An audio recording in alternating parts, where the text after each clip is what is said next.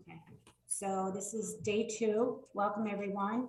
And we're going to do it similarly to what we did last night. We'll go through each budget item and then we'll take questions from the Board of Selectmen live. And any other questions should be put in the chat box and we'll answer them then. I'll go through the order tonight in case you want to get your paperwork in order. We're going to start with Park and Rec. Then we're going to do the library budget, then fire marshal, emergency management, employee benefits, risk management, debt service, and contingency fund. And if you want to follow along, I am very excited, and Kate is even probably more excited, that you can go onto the website and you can follow along on the OpenGov there.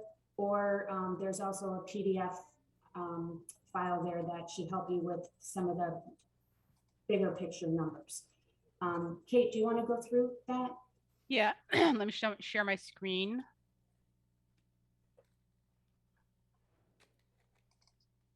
Okay, so you should now be seeing the town's website. And over on the left under news, if you click on the item that says fiscal 22-23 budget, you'll have a bunch of options. If you're a person who just wants to see the numbers in black and white, you're going to want the third option down. But the one that we're excited about, and thank you very much to Jen Charneski for all the work you did to put this together today. On this screen, you can scroll down and you can pick any department you want to look at and see their individual information. So we'll pick on the police department to show you.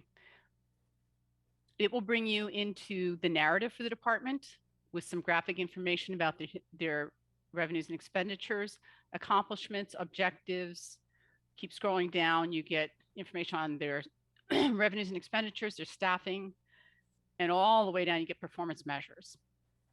If we go back to that first page there, you'll see underneath the graph a couple links, one for revenues and one for expenditures. Let's click on the expenditure one, and it's going to bring you into a version of OpenGov where you'll see graphically their budgets over the years, and then down at the bottom, data. If you click on personnel, it's going to bring you into his information on their personnel budgets over time.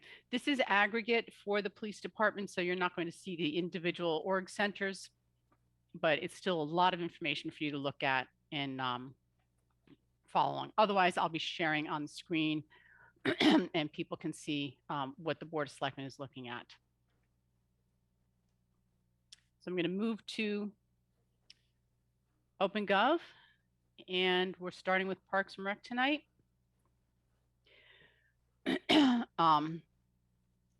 The biggest thing I want to highlight in this budget to start with will come under organized recreation and events.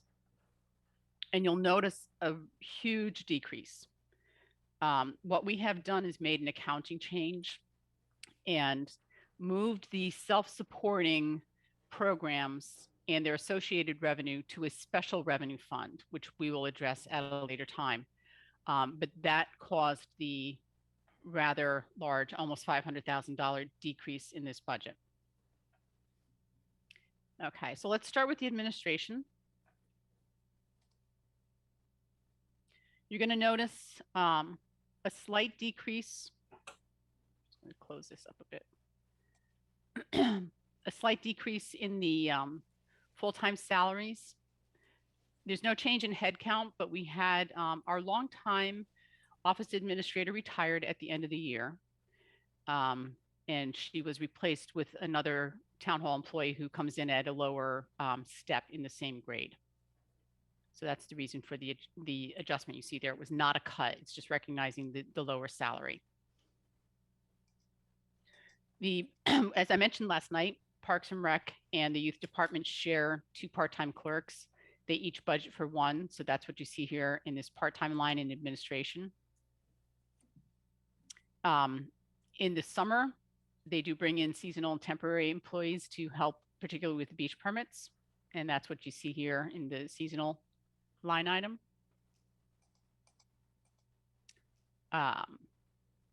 Then we have travel mileage reimbursement for the staff, going to conferences, going to inspect parks around town.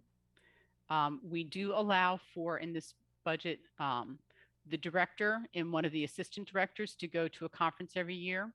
So we do alternate, Pam alternates the assistant director who gets to go. Some years it'll be the assistant parks director, it could be the facility manager that alternates. We have money for training. That's not changed. Park and Rec Commission meetings, there is an increase in the cost for clerical services because the meetings have gotten longer. Dues for the various professional associations have gone up slightly. That does cover the director and the assistants. And otherwise, not a tremendous change in this budget, in the administrative budget. So are there any questions before I move on from the administrative portion? Okay.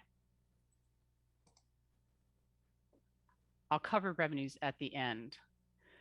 We'll go down to beach for next. So part-time at the beach are the paddle hut attendants. And the seasonal would be the lifeguards and the waterfront coordinators and swim instructors. There's not a lot of changes in here. We have a slight reduction in the cost of security services. That's based on estimates for the bids coming up.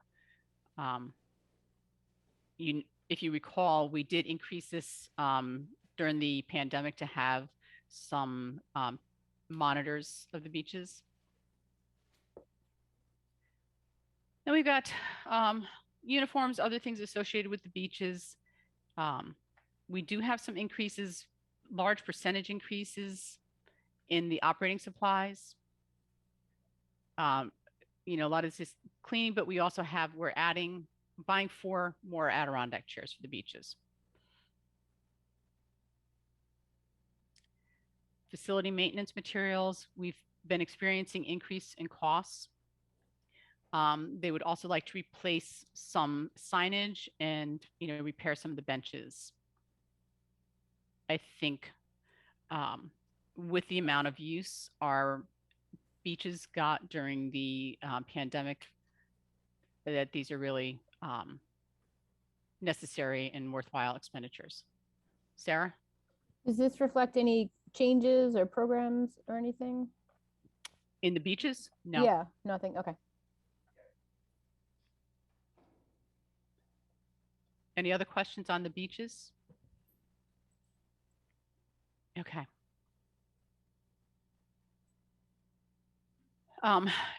Grounds, fields, buildings.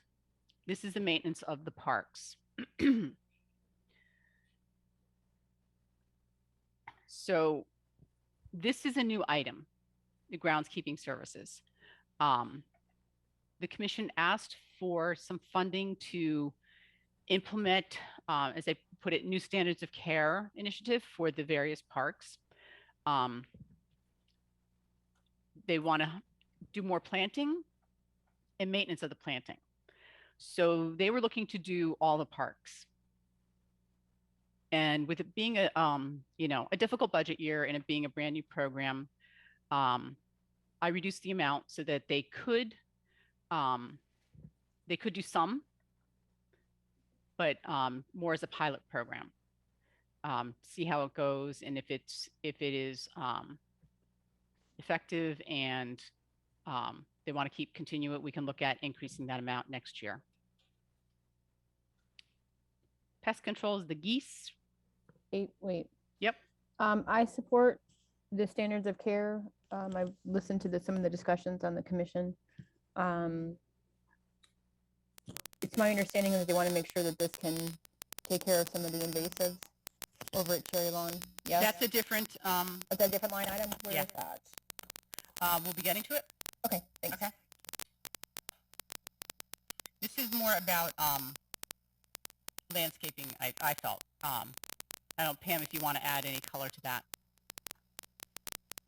That's exactly right. They're looking to want to do new plantings and fix up the plantings that we do have already too, that our guys can't really get to. So we're looking to beautify each park by adding more and maintaining what we have better. Okay, so if we go down to facility repair and maintenance, there's a significant increase.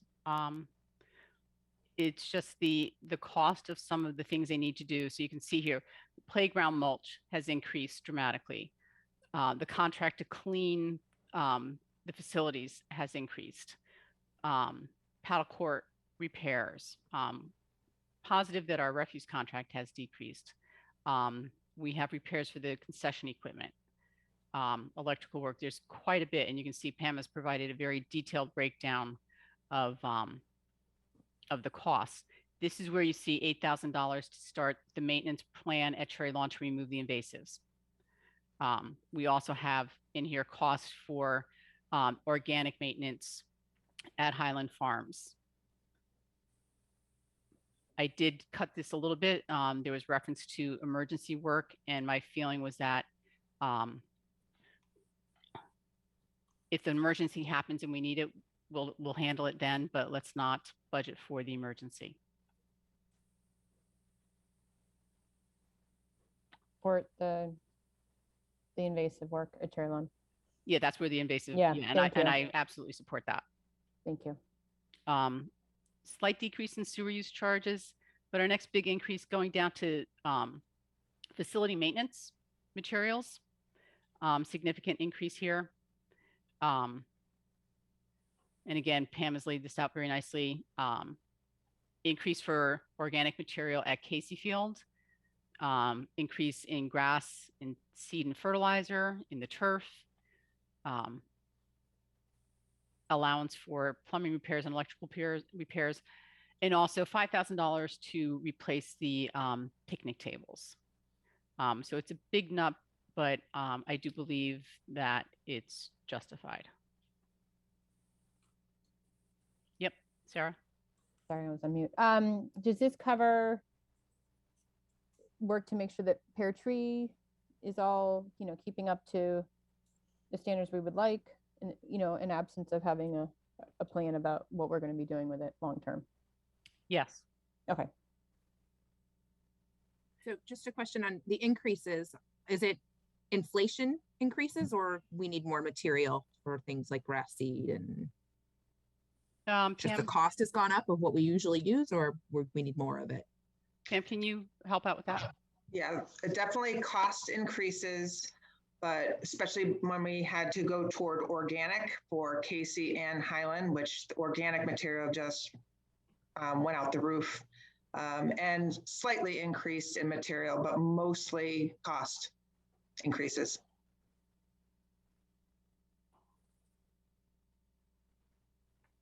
So the last item here is I can't get rid of this thing here.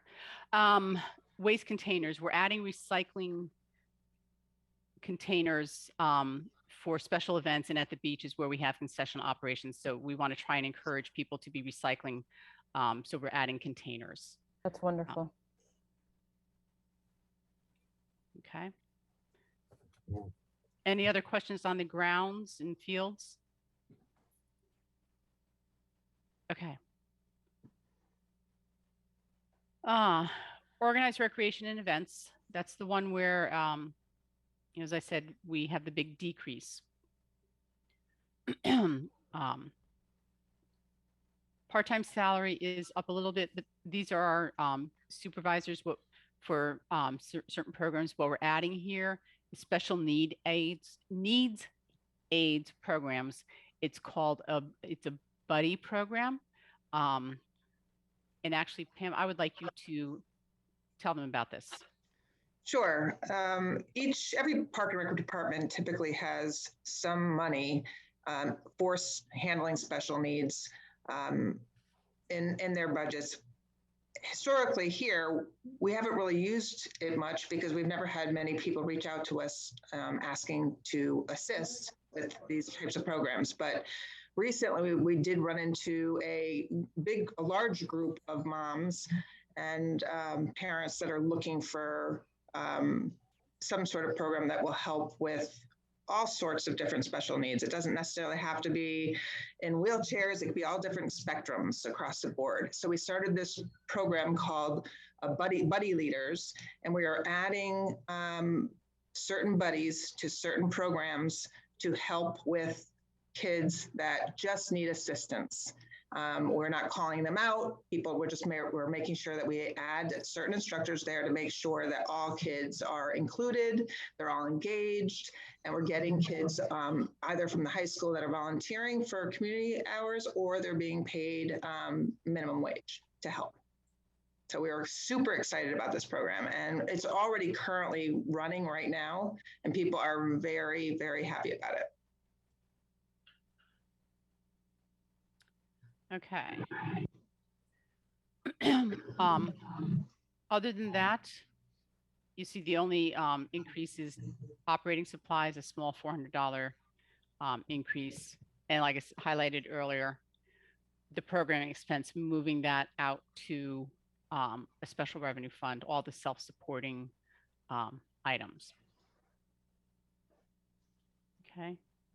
So there are any questions on organized recreation and events?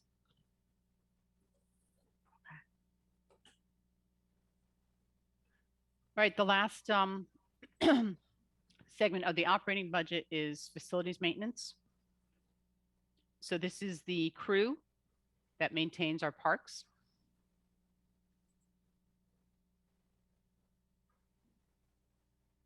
We do bring in seasonal staff in the summer to assist. There is obviously overtime in the winter. They are responsible for opening up the parks. They'll help Public Works if it's necessary, and that gets charged to Public Works. But this is for can be any number of things, garbage collection. We have a reduction in clothing allowance. We had a temporary increase last year to provide some for the park supervisor. So we're back to what's normally required for the union contract. So that was not a cut. That was just going back to normal.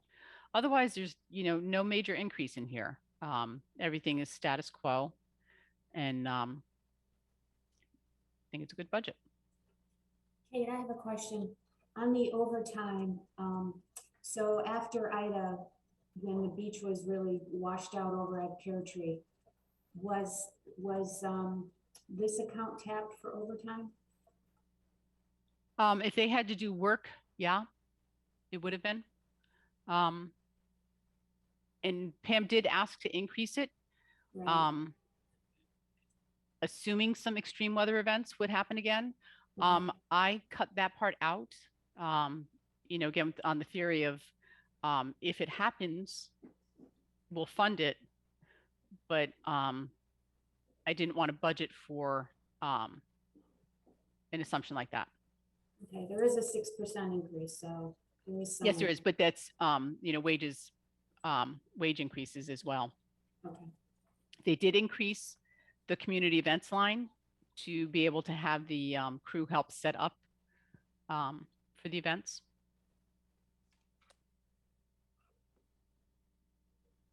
Okay. Anything else here? Okay. Then I will scoot on over to the capital budget.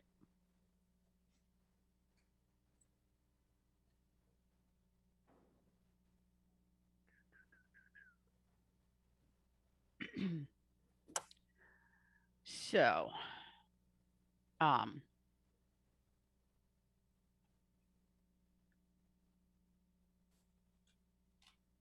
let's start with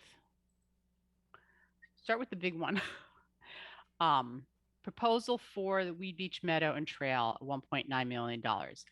I'm going to go back a screen and pull up the narrative that goes along with this. So the proposal is to construct a boardwalk and a paved trail partly in the Meadow area down at the beach. The idea is to better utilize the property.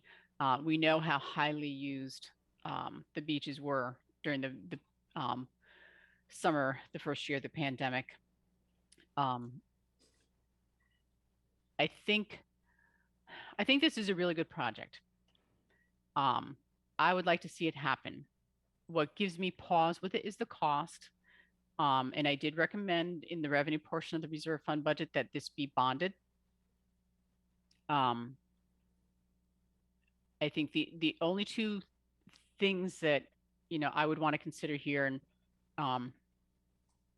Pam might be able to assist us with this. Would any of that boardwalk or pathway be in the flood zone, and what risk would we be at if the property were to flood?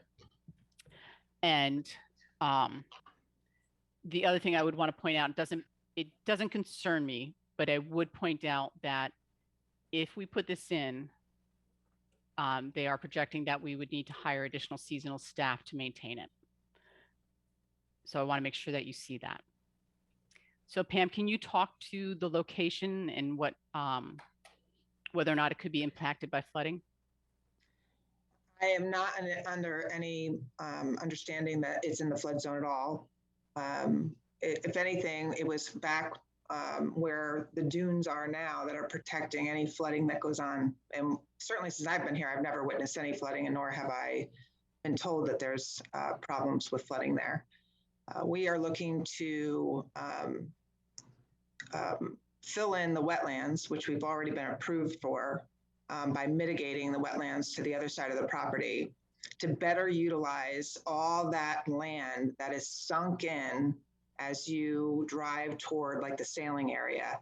And that would be filled in and then reseeded and regraded to create somewhat of a natural amphitheater feeling. That's where we named the Meadow as well up there. And then around the property, which encircles the property and meets up to the boardwalk, would be a pathway similar to Highland Farm. So you'd be able to just under a mile to walk, run, ride bikes throughout the property along this. And this one is also a wider path. The path is designed to have traffic coming and going. Unlike Highland, Highland's really like a one-way path. Your experience there would be to step off if there's kids on their scooters. So it's not as wide as what we're planning down here at the beach. So a couple of questions, if I can, or if you're done. I don't want to step on. No, go ahead. You're fine. Okay. So when I'm looking at the proposal, and it mentions an attachment with the actual estimate, but I don't actually see that. When was that estimate created? How certain are we of that $1.9 million estimate?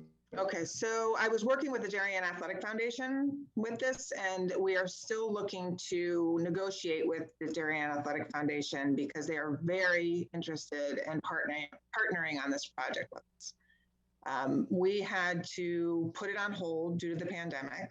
So the last time we met was in 2020, January 2020, where we sat down with the contractor who had quoted it at 1.9 million. And we had just sat down with him again to renegotiate and figure out how we could drop those numbers. The actual Weston and Sampson, who designed the plan, their soft numbers came in at just over $1 million. So we feel that there's room to work there. But of course, now with the pandemic, a lot of the costs are up again. So we're hoping that maybe they'll come down. But I do feel there's room to negotiate. We do feel that the 1.9 can be lowered, but how much? Not sure. I'm a big fan of the DAFs. What's their interest in this, property, development?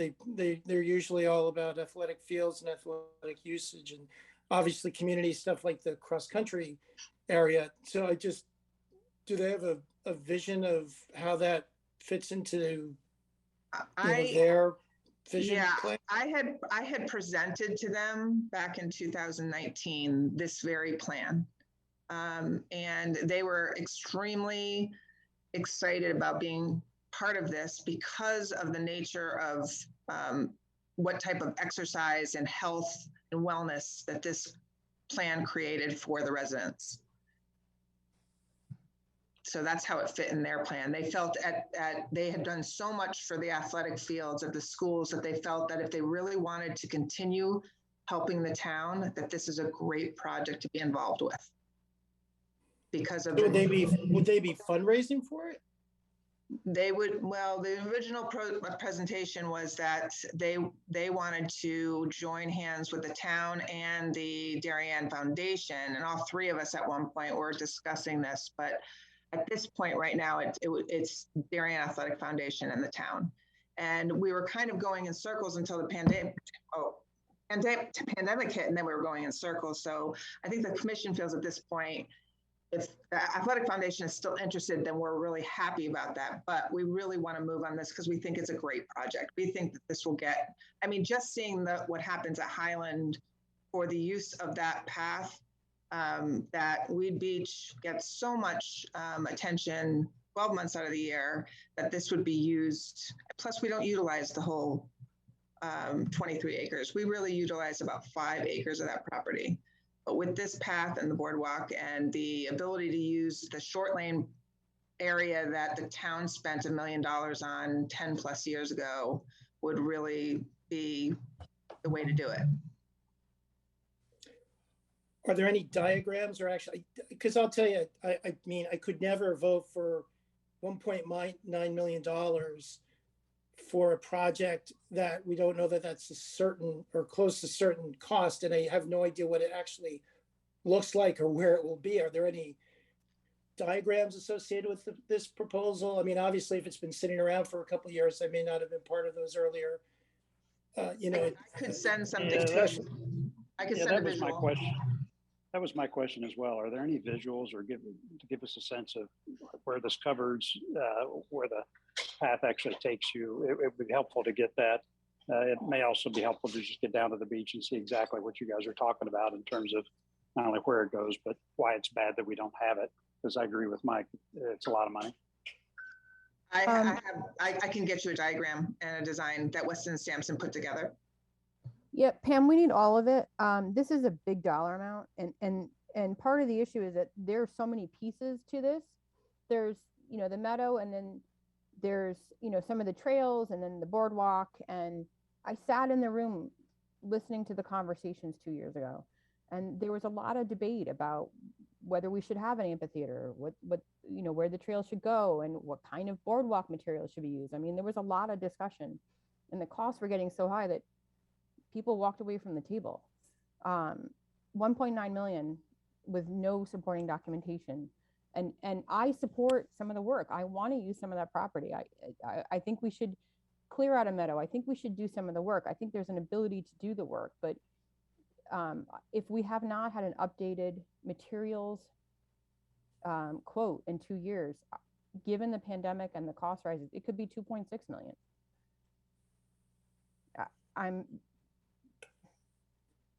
I want to see the pieces of it because I want to be able to support, if you can do trails for 20,000 and and a discussion about what kind of an amphitheater looks like, and we do that, and there's got to be pieces to it. I remember with Pear Tree, there were so many pieces to it. I support work and creating some of this stuff, but the very expensive pieces are boardwalk. Can I have the chance to present that material to you? In order for you, yeah. So I can do that, and we'll share it with you tomorrow, and you all have it in your inbox. Yeah, this is John. I agree with Sarah. I'm not supportive until I get a lot more information. It's a lot of money to spend. We can, Pam, if you're available next week, we can have you come back at one of the other budget meetings to discuss this item. Great. There was one other question. Beyond the seasonal maintenance person you expect would have to be added, Are there any other maintenance costs that would be associated with this? I don't believe so. I believe that, you know, our crew right now does exceptional job with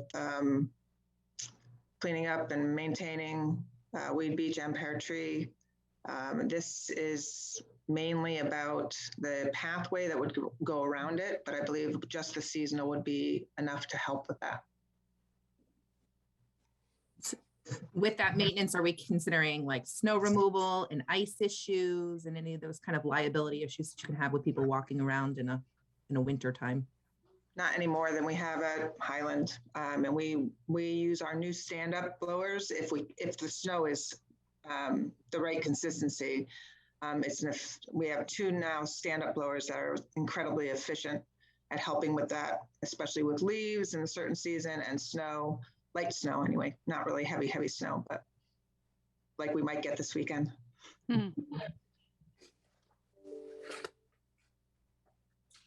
Okay. Just looking at one other question that was received, whether it would benefit us to have to put aside money to develop the plan before full funding for the engineering. I think that's something the Board of Selectmen can discuss.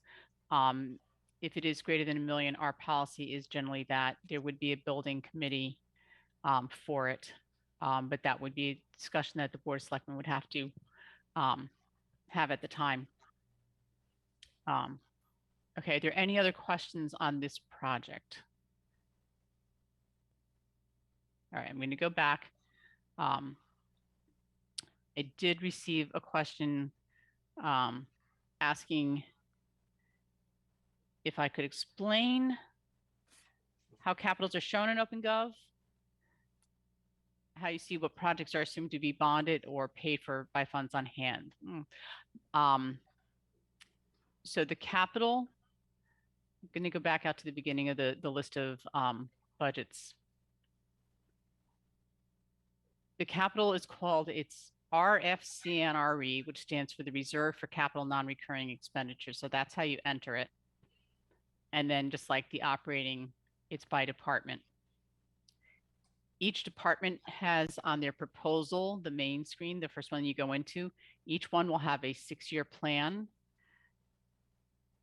It's this is a PDF version, but it's an Excel spreadsheet that is put together that lists all the plans, all the projects that they've asked for, what was appropriated last year, what the department requested this year, what I've put forward so far this year. Then you see the 6 years of the whole plan out here with the current year, projects that are proposed for the 5 out years. When you scroll down to the bottom of one of the departments thing, you'll see underneath where the funding is proposed to come from. So in this instance, there's $2.2 million of projects being proposed by me for this for the upcoming fiscal year, 305 to be funded through the annual budget, and 1.9 to be funded through bonding.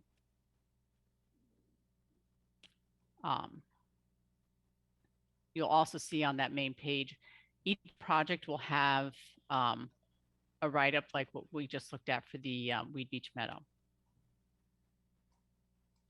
So, next projects. Okay, before we move off of that project, I have one question in the chat, and it is, does the Board of Selectmen have thoughts on the boardwalk as an ARPA project? I'm sorry, as a what? ARPA, the American Rescue Plan Act. Yeah, so we have not teed this particular project up for that committee. We do have an infrastructure subcommittee that's looking at ideas. That really should be kind of water or sewer or broadband related. I think that's the general guidance for infrastructure. I mean, it's possible for us to do projects like this, but it strikes me that maybe some of those other projects might be more appropriate for ARPA funds, but we'll take this under consideration with the full committee. Okay, so for the rest of them, we have a small capital project line That is, it is exactly what it sounds like. It's small numbers, but capital long-lasting projects. There's $5,000 appropriated there. Cherry Lawn resurfaced the tennis courts. Last year, we had appropriated $250,000 for resurfacing the tennis courts with post-tension concrete. And when we went out to bid, our budget was insufficient. So we're asking to add $100,000 to the budget to get us up to the number we need to be able to complete that project. It will, I think the bids are expired, so we'd have to go out to bid again, but it's our estimate that that will be sufficient to do the project.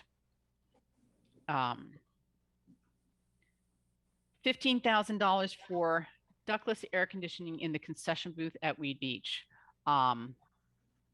The air conditioning in there is insufficient, and considering the heat generated by the appliances in there, they need to work extra hard. It's difficult. So I think it's a good thing to do.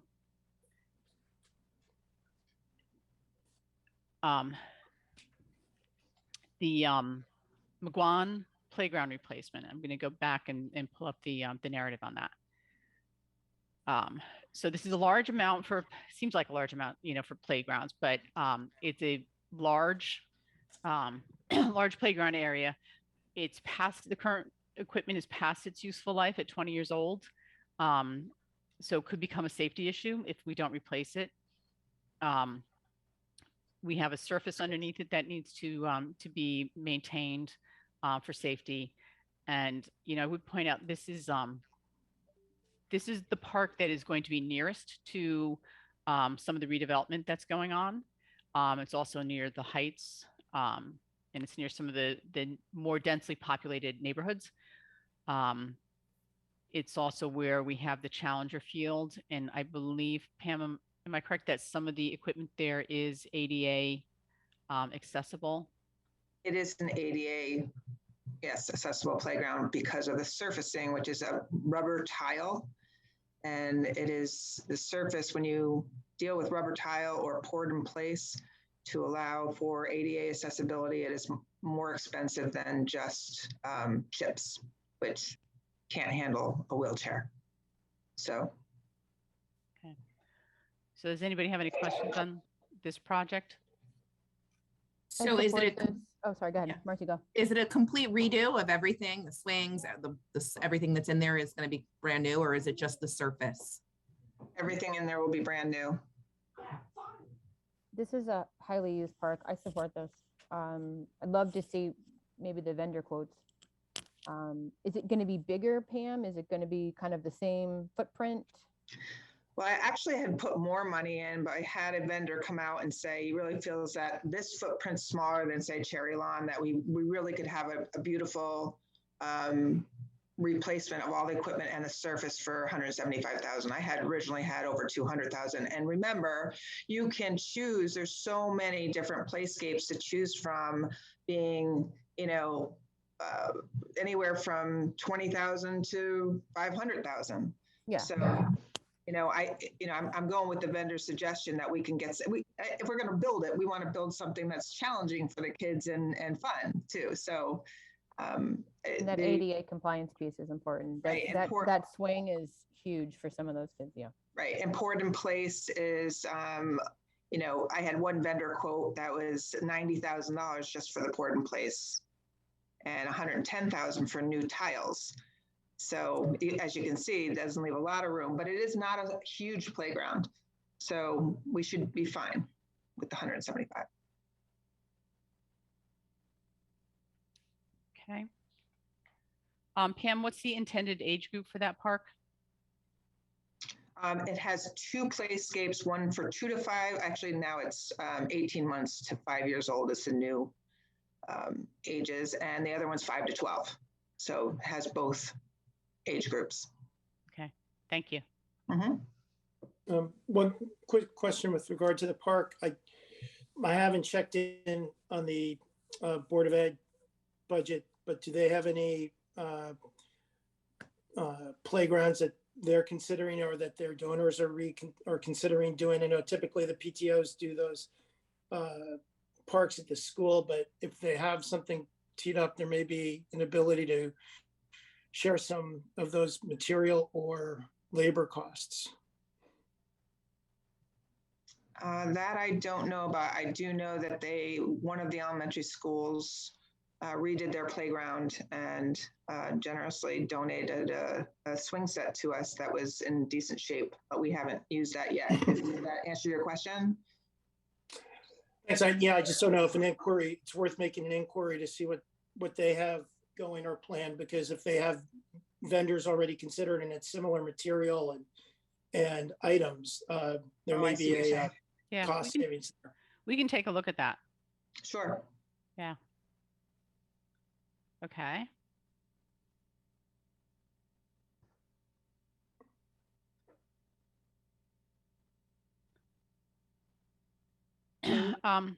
Yeah, Can Sarah? we go back to the Wee Beach repainting the tennis courts? Is this the same line item that we've been putting off for a few years? That is not was not a current year request. That has been accomplished. When you see, so you see, it looks like there's a reduction, Okay. but that's yeah. because it was asked for last year. It was funded last year, so it's not needed to be funded this year. Got it. I thought it was asked for and then not. Yeah. Okay. Thank you. I know that's a little confusing. No, that's okay. Thank you. So, let's see. The next Thought we've been asking for it. I want to make sure. Yeah. At Baker Park, we need to install some irrigation valves. We have some broken heads, and we have to, they're undergoing consistent repair. And I think it's worth the investment of $10,000 to replace them and save us on the time and cost of repairing them on a regular basis. Hey, Pam, can we Yes. get that water fountain to work at Baker? Yes, I have that on cue for the spring. Thank you. So one, I did not fund that, Pam referenced the swing set before, the cost of $11,000 to install the swing set. It was one of their lower priorities. And I didn't put it forward, trying to balance things out. We should also have in here, Pam, you don't have any trucks being replaced this year? No, next No. year. Okay. So that is the end of their capital. Excuse me, at Baker, is there a swing set there now? It's been a while since I've been there. Yeah, there's not. And Kate, I'm sorry to hear that wasn't put through, because we do have it. It's been sitting around now since 2020, I think. And it would be a really great value at Baker Park to have swings. And our guys can't put it in. It wouldn't be good for the liability purposes not to have a vendor put it in. And that's the quote I got, was $11,000 to have the set put in. But Pam, that's not the donated swing, right? That is the donated swing. Yes. So I'm sorry, there's a donated swing that we can put into Baker? We can, but we Right. have to pay to install it. Oh, and is it 11,000 to install it? Yes. Yes. Wow. Can we maybe keep that on the horizon? Okay. That's up to you. Absolutely. Pam, I think is it possible, Pam, that the large project, the people that are doing that would consider doing this at a reduced cost? Very high possibility. So let's take another look at that. Yeah, because I think like all these families that use that park that watch their kids playing athletic events, they have younger siblings, and that's an area where, maybe the kids who are not involved in those events can be, and then their parents can be there as well. I think there's, great value in that kind of equipment near those sporting fields.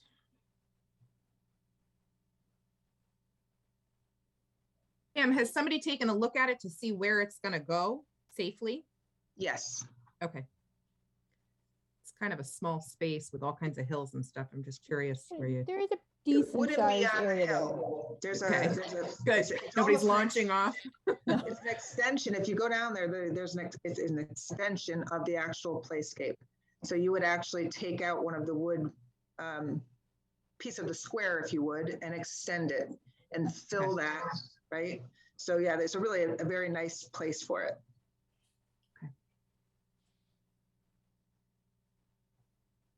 Okay. Jen, were there any other questions from you?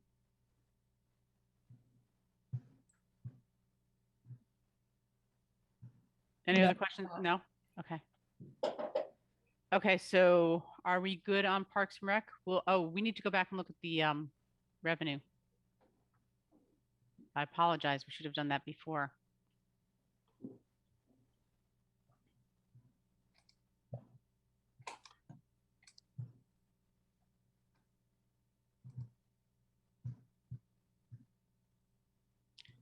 Okay, so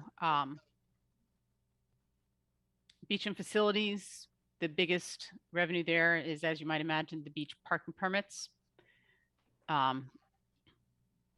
They are assuming an increase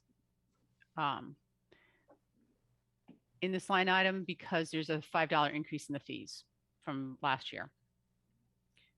Then we sell boat permits, going up there, just based, I believe, on actuals. And paddle court revenue, the rental fees, also going up, assuming some increases there. And paddle building rental fees, that's a smaller number, but also starting to get some rentals back there.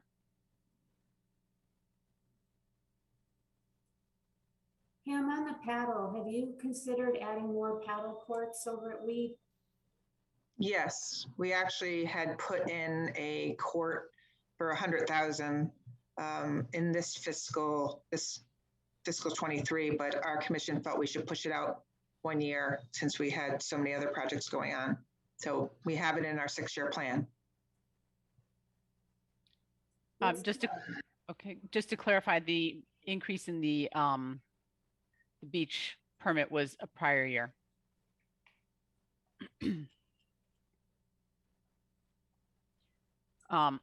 We also charge fees for the beach facilities and tennis courts. So that's another $32,000 in revenue. And organized recreation and events, this is where you do see the large drop off from moving out those self-supporting programs to the other fund. But what you see here, the 275,000, that's the net that we anticipate receiving from those programs. Any questions on the revenues?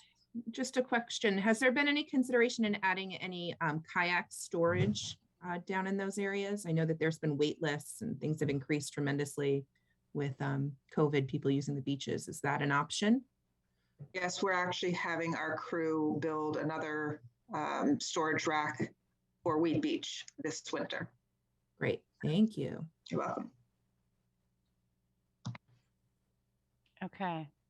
Anything else on Parks and Recreation? Kate, Yes. can we go to the Capitol for Yeah. Parks and Rec? The request for another 100,000 to resurface the Cherry Lawn tennis courts. Yep. Okay. Do you want to see the narrative or you want to? No, the line item. Okay.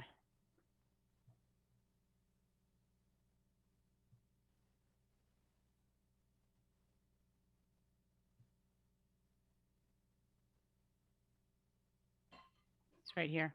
Okay, so we had said it was going to cost 250 and we only approved 150, so we needed to add 100,000. No, we had said it was 250. It's a little bit awkward in looking at this adjustment column because last year they asked for 250. This year they're only asking for 100. So you do see it looks like there's an adjustment of 150. because this is budgeted over 2 years. But if you add the 100 To the 250. to the 250, you'll have a total of 350 for the project. It needs 350. I thought it needed 250. No. Okay. Okay, so the 250 wasn't enough. Yeah, if we go back to the 6-year plan. Yeah, no, because I'm Yeah. looking at the 2022. If I could Yeah, so if you look up clarify, here, we had 250 appropriated this year, and we're asking for another 100,000. Okay.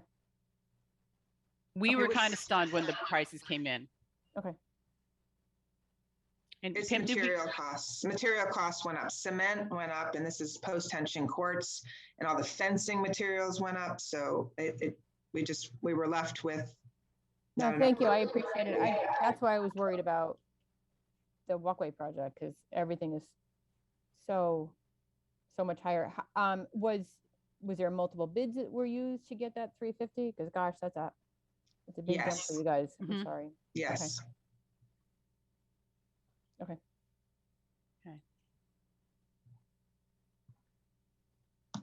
All right. So we good with Park and Rec for tonight? Kate, did you want to do the new special revenue fund? Okay, I didn't think there was going to be too much there, but yeah, we'll take a look at it.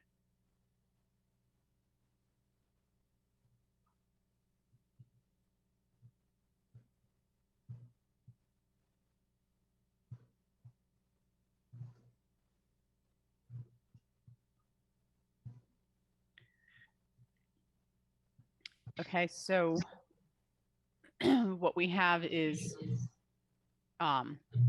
program expenses. We expect to be expending 675,000 on programs. We will, our expectation is that our revenues would exceed the expenses, so that the revenues would be $950,000, and we would transfer that balance into the general fund as a revenue. So these are all kinds of programs that the Parks and Rec Department offers that support themselves and then some. And we made this move because these numbers can fluctuate wildly. And if you recall, last year, I think we had budgeted around $400,000 or $500,000, and we were running at like $800,000, which was great. But in order to have the appropriation to expend it, we had to actually go back to the RTM and get an appropriation to increase both the revenue and the expenditure sides. So by moving it into the special revenue fund, we give the department more flexibility if the programs are successful and we start raising more than the $950,000 in revenue they anticipate, but it means we have to spend more than the 600 we budgeted. We can do that. Okay. Okay. Thank you, Pam. And thank you. I know there were members of the Thank you. Park and Rec Commission and Parks and Rec Committee here. Thank you all. Thanks again. I look forward to next week and be able to present that to you. Thanks, Pam. Okay. We're going to go to the library, and I will absolutely turn this over. I believe Kira Parrott is with us. Hi there. Thank you, And Kate. would you like me to put up one of your documents you sent us? If I am able to share my screen, I can go through the proposal that I had sent to the Board of Selectmen earlier this week, if that's helpful. Let me see if it'll let me. Oh, I don't think I'm allowed to. It doesn't. Okay, try it now. Okay. Yes. All right. Let me get that up. I'll stop mine. Okay. Thank you. Can everyone see my screen? All right, excellent. Thank you. Thanks, everyone. Good evening. I want to thank all of you, the members of the Board of Selectmen, and Kate, for your time and consideration, as always. On behalf of all of our staff members at the library and our Board of Trustees, some of whom are on the call, we're just incredibly grateful for the long history of support. We literally could not do what we do without it. I'm going to walk you through the major drivers of our budget proposal. But first, just a reminder about what it is that we do at the library. Sometimes when people think about the library, they imagine a building filled with books and, you know, a lady in a bun going shh. And while we do have many, many books, we are really a 21st century library. And that means that we are books and so much more. We're really a community center in many ways. We provide hundreds of free events every year, workshops and classes and all sorts of fun things for babies all the way through senior citizens. We provide education, enrichment, entertainment. Our staff offer one-on-one assistance 7 days a week on everything from homework help to researching family history to questions like, I read a book and I loved it and it has a blue cover. Can you help me find it? Yes, we can help you find that. Darian Library remains one of the very best libraries in the nation. We are once again a star library, which is an index that Library Journal does every single year. We continually outperform many of our peers across the nation and the state of Connecticut on key areas like circulation, program attendance, the percentage of residents who have an active library card in town. We're open more hours annually than many of the libraries in the state, particularly for our size. And if you want to hear or learn about some more impressive statistics, check out Appendix B of this presentation. There's some great charts and graphs. But one of the reasons we are so successful in large part is because of the way we are funded and structured. And it's really that public-private partnership that's really effective and unique. The partnership between the town of Darien, that is to say the taxpayers, and the Friends of Darien Library who support what we do through private donation and investment. So the funding we receive every year from you, the town, makes up the majority of our annual operating budget, about 77%. And that funding that we get from the town covers core expenses only. It is salaries, benefits, and essential building operations and library support. And I'm going to go into those areas in more detail. What the Friends cover, and this is through the money we raise through fundraising and events, our endowment, as well as a little bit of state aid that we receive, covers essentially everything else. It's the stuff in the library, the services we provide, all the books, all the technology, all the events, and so on. And as you'll see a bit later, the Friends also cover any capital projects that we have or capital improvements to the building or grounds or systems via our endowment. So let's get into the actual numbers, and I'll try to pause with each section to allow for questions, but feel free to interrupt. So for fiscal year 22-23, we are requesting a total grant down here. You can see about 4.2 million, which is an increase over the current year of 2.73%. As you can see, all of that increase is in the staffing and benefits lines. The building operations, the library support, et cetera, are either slightly down or flat. We work really hard to keep those lines as tight and flat as we can, whether it's renegotiating contracts with some of our vendors and providers or taking on duties in-house when we can, and so on. But given that the real drivers of our budget are staffing and benefits benefits tend to track salaries, I wanted to really spend a little time and dig into the staffing increase and really talk about that 3.11% increase in the staffing line and why and how we arrived at that number. So I mentioned that 70% of our total annual operating budget is funded through the town grant. Of that, most of it is on personnel. 65% covers our salaries for our full-time library staff and hourly wages for part-time staff. And then you add benefits, another 21%. That means about 85% of our grant covers personnel. We employ about 60 staff members in total. Just about exactly half of whom are full-time. Of those full-time staff members, about half of them are professional librarians. A lot of people, everyone's a librarian when you're in the library, right? But when we talk about professional libraries, what we mean to say is these are individuals who have at least a master's in library and information science. For the second year, at least in my history that I've been working on the budget, we once again conducted a thorough compensation analysis. I feel it's really vital to have a solid data-driven compensation strategy. Part of that strategy began last year with the introduction of annual performance evaluations for every staff member. And this has added a great deal of rigor and structure to how we determine the annual percentage increase for every staff member. As a reminder, library employees do not get cost of living adjustments, they are not eligible for any steps, and they don't receive bonuses. So the other part of the compensation strategy is, as you see here with the bullet points, having some goals about what it is that we're trying to accomplish. And essentially it's making sure that we're in line more or less with market values and trends, that we're compensating people appropriately for their level of education and experience and duties. Ideally remaining somewhat competitive with our local peer libraries to really just avoid excessive turnover and loss of great people. And whenever possible, rewarding excellence and staff members who are truly going above and beyond. So this summer, we did the in-depth compensation analysis using some newer data that was available from the Connecticut Library Association's recent benchmark study, along with data that we get from the State Library Report, and as much publicly available information as we can get, and data primarily from a lot of the collective bargaining agreements with from our peer libraries in Lower Fairfield County.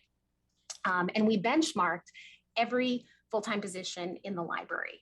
And we didn't just look at current status, current fiscal year or next fiscal year, but projected out insofar as we could the trajectory of salaries over the next 5 fiscal years. So trying to find out, where are our librarians? Are they at, below, or above the benchmark? Where are they going to be 3, 4, 5 years from now, particularly comparing to our competitors nearby? And I'm happy to share some details on that benchmarking. It's in Appendix A, but overall, what that analysis determined is that we tend to lag behind most of our peers within the first 5 years of employment. And that gap, as you can imagine, starts growing over time. We found that with the exception of New Canaan, all of the local libraries, they have collective bargaining agreements. Their librarians are eligible, particularly in that first 5 years, for salary steps in addition to a percentage increase. And that's where we fall behind. We start losing folks and the gaps sort of increase. Actually, if you want, I can just very quickly, I'm just going to tab over to page 12, 13, because I have some charts and graphs. So you can see here, this is one example. So this is entry-level librarian salaries, comparing us to some of our peers. And as you see, we're below others, we're above a few. Not terrible in terms of starting entry-level salaries. That's not generally where the problem happens. It happens as time goes on. And again, with the exception of our friends in New Canaan, you can see that by year 5, we're lagging behind. And even starting salaries, sometimes we struggle to maintain that competitive edge. We had a full-time position posted. This is from this past November, us comparing a position, same level of education, same duties, same position, and even their low end is higher than our ability. So, this is just some background. I have a little information back here too, if you're interested on retention, turnover, our turnover rate, the costs that it costs to sort of replace a full-time librarian and all of that. So, but essentially what we were trying to look at is, what's the minimum level of a percentage increase that we should ideally try to maintain to avoid falling too far behind those benchmarks? And the answer was not astronomical. It's actually right in line with what we're seeing in terms of trends nationally and across different sectors, which is 3%, just about 3%. So in this budget proposal, that's what we're asking for. Most of our staff members would be eligible for up to a 3% increase next year. And it would be their specific determination would be based on 2 factors: performance as measured on their performance evaluation and the relation to that benchmark for their position. So let me pause for a moment.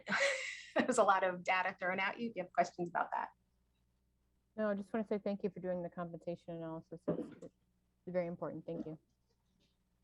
Yes, happy to. And yeah, if you haven't spent time in the appendix, there's some good information back there. And if there's any other details you want about that, I'm happy to share. So just a few, oh, I'm sorry.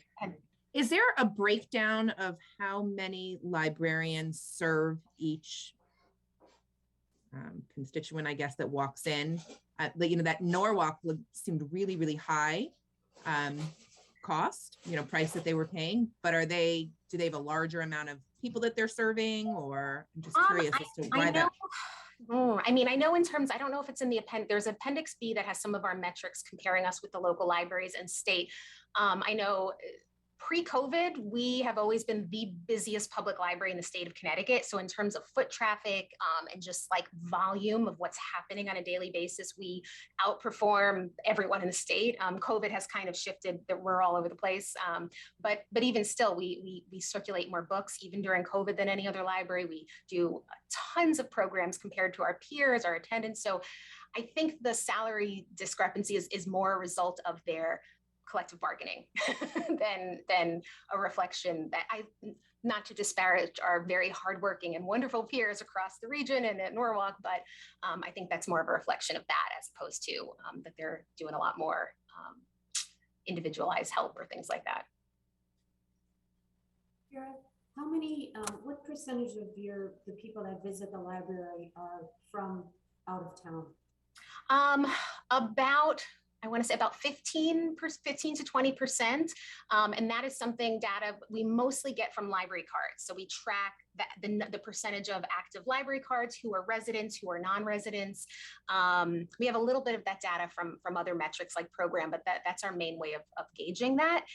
And we do get reimbursed by the state of Connecticut. It's about anywhere from $40,000 to $50,000 a year, depending on usage. So we report to the state how many non-residents use our library, and we circulate materials to them. And then they compare us to all the other libraries in Connecticut, and then they break down that budget accordingly. And we have always been, one of the highest recipients of that. But yeah, at least 75% of our usage is Darian residents. Kara, the additional hours, part-time hours to work with the teen areas, is that new? Yes. And if yes, what are the drivers that is causing the increase if it's not new?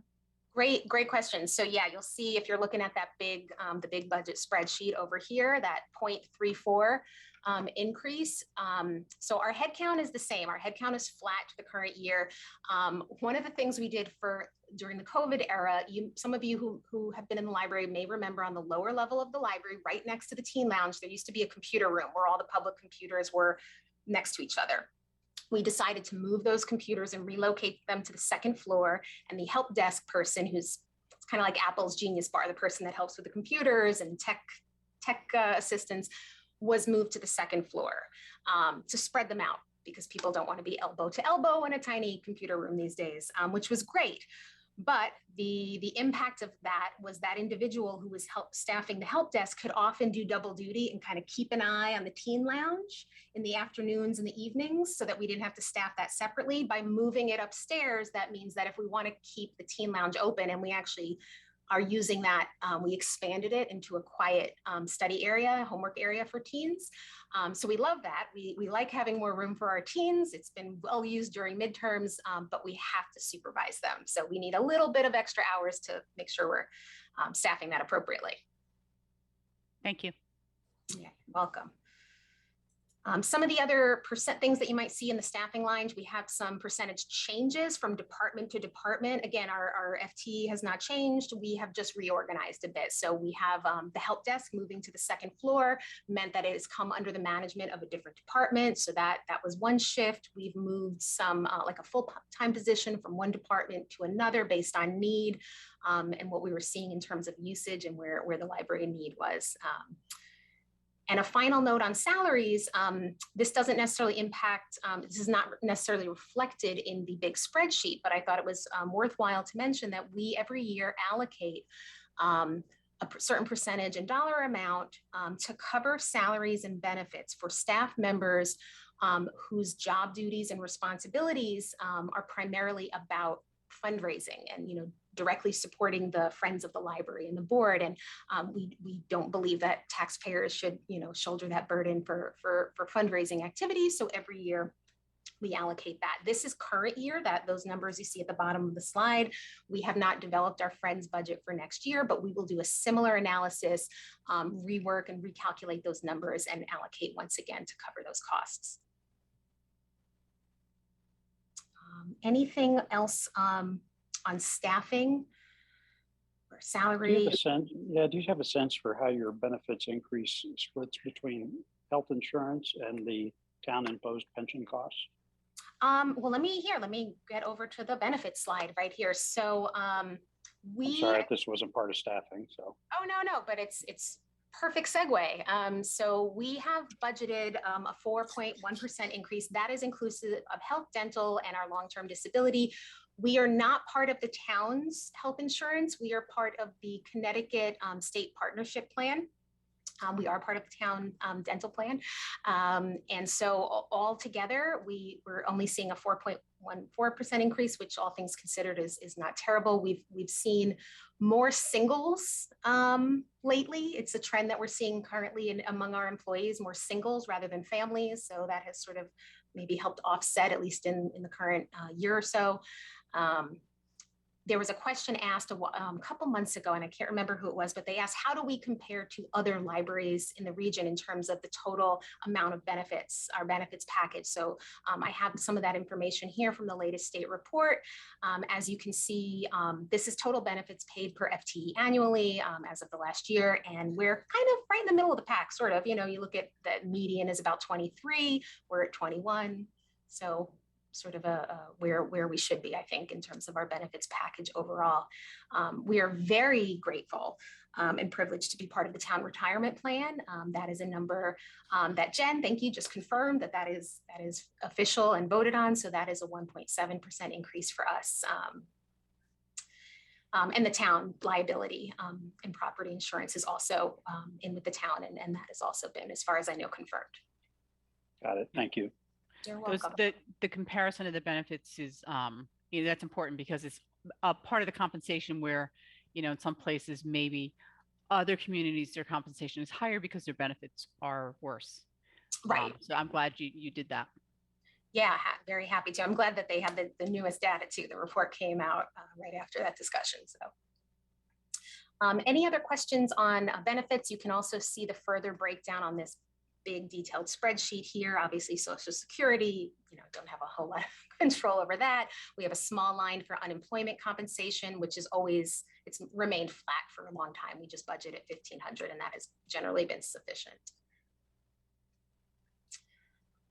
So if no other questions on benefits, I can dig into the other parts of our budget, which is building operations and library support. Let me see where I am in my notes. So building operations are really the core, like the weekly, the monthly, the daily kind of maintenance of the physical library building and the grounds. So this is utilities, keeping the lights on, keeping it warm, and a lot of the service contracts for things like our elevators, our fire and security alarm systems, cleaning supplies and cleaning services, internet and phone service, and so on. And you can see a little bit more of a narrative or breakdown on this page here. Overall, the building operations is flat. It's down ever so slightly. We essentially are built for a regular year. We did not build any COVID cushion in here. As just some background, over the last 2 years, we haven't built in additional funds for COVID. We essentially took a look at our budget and pulled from areas that we weren't spending as much in. So for example, over the last 2 years, we weren't seeing as much usage of our printers and our Xeroxes. So we weren't buying as much toner and paper. And we said, well, great, we'll use that money that we would normally spend on toner and we'll buy masks and hand sanitizer and things like that. In this budget, we are putting that COVID money back in for Xeroxes and toner and cleaning supply and the normal things where it lives, under the optimistic assumption that, we're not planning for another pandemic year, but we shall see how that goes. And other than that, I mean, we increased gas a little bit based on some of the inflation we're already seeing, but that's really the only inflation driven increase here. Everything else is pretty tight, and looking to those pre-COVID actuals for estimates. Library support, completely flat. This is a section that's some minor line. I can show you the detail in the budget spreadsheet over here. Some postage, some printing that we do, a little bit of staff development that is really just for the Connecticut Library Association and that annual conference. Most of our other staff development, the vast majority is funded by the Friends. Our audit is in here, and cataloging and processing. That is the annual service contract for cataloging and processing. And back over here, there's a little explanation down here for those who are not familiar with the history of the library.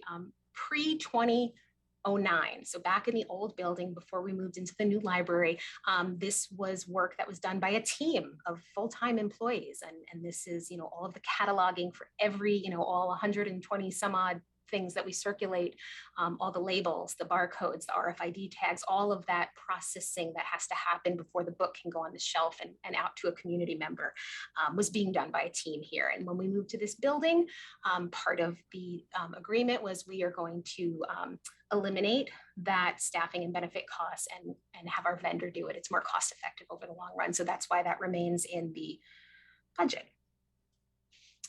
Any questions on building operations or library support lines? Right. So really, those are the main drivers of our budget. I do have some other pages in here. If you're interested, I have some recent history of what the town has approved for us and those percentage increases. I did something similar for the Friends of the library and what our Friends budget has been over the past couple of years. There's also a little bit of information on capital projects that the Friends have funded over the last couple of years, and a little bit of information about moving forward. So one of the things our board just completed as part of our strategic plan was a 5-year capital projects plan, and pending their approval and seeing how our investments perform, we're anticipating at least another $1.2 million in capital expenses and projects to improve the library over the next couple years. Little nice narrative about Darian Library. You can read that when you have a moment. And as I mentioned, we have some detailed data in the back, compensation and analysis data. We have retention and turnover information. If you're into metrics and KPIs and some of the ways that we compare to the state, and as well as our local peer libraries, you can see us knocking it out of the park in a couple key areas here, and we aim to keep on doing that. And we also have our strategic plan. We have a list of our partners. I wanted to give a shout out to a new partnership we're embarking on with Ableist, who is about to officially launch the new cafe at Darian Library. We really love working with town departments, with local businesses, local nonprofits, and a lot of our events, we collaborate with a lot of local organizations. And there's our strategic plan. So I'm going to stop sharing my screen and come back in case there are additional questions about the library's budget. Thank you. I have a question, Kira. Have you in the past ever returned money to the town? Yes, as far as I know, this past fiscal year may have been the only time, at least in recent memory. At the end of this past fiscal year that ended June 30, we had a savings. We had a surplus of about $32,000, and that was primarily a result of not spending as much on utilities during COVID because we had some reduced hours for part of that year. And so we said, what do you want? What do you want us to do with this money? And we returned it to the town. So that will be what you do going forward? Yes. My position on this is I think we just need to be absolutely transparent. So at the end of the year, or if we want to do a mid-year check-in, whatever it is, I think we just keep an eye on, where we're spending up or down. And if we have a surplus again, coming back to you in this body and saying, what would you like us to do? Cut you a check, roll it over, you let us know and we'll return that as appropriate. I think that makes sense. Small unmarked bills. There you go. Kira, I Kira, wanna really take- I quickly, wanna just take want to this thank you for opportunity- the, oh, I'm sorry, Monica, you're talking. Go ahead. I just wanted to thank you, Kira, for your support for the SBA, hosting it in the library for, I don't know, at least 2 months, maybe 3 months. It was really, really generous of you.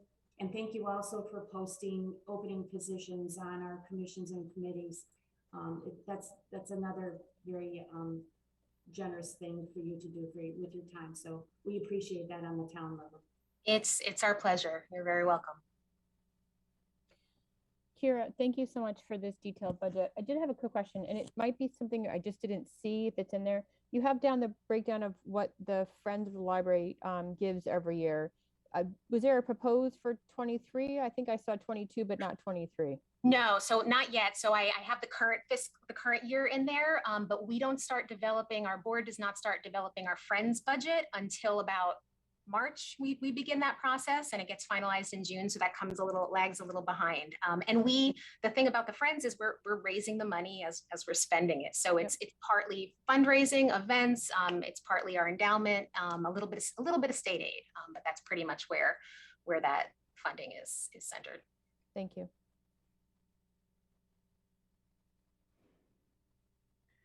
I just want to point out to the board, we'll go back to sharing my screen. When you're in OpenGov on the library's page, the information that Kara showed tonight is available under the proposal details. The spreadsheet and the presentation are both available there. Thank you, Kate. So if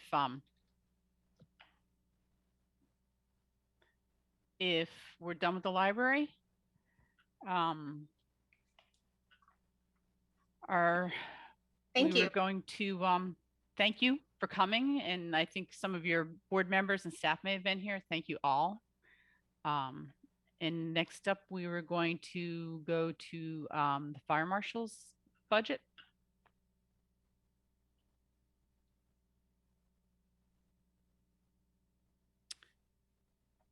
So this is one of those budgets where we're seeing the impact of the redevelopment.